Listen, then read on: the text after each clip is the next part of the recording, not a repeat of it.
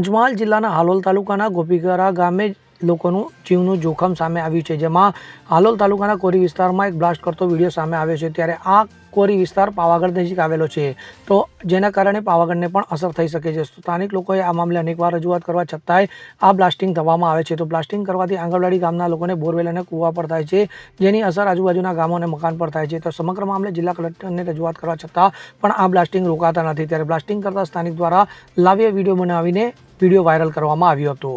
યોગેશ કનોજિયા સાથે CN24 news ગોગંબા।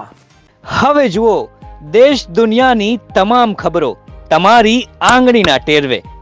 ઉઠાવો mobile અને ગૂગલ પ્લે સ્ટોર પરથી ડાઉનલોડ કરો અમારી CN24 ન્યૂઝ મોબાઈલ એપ।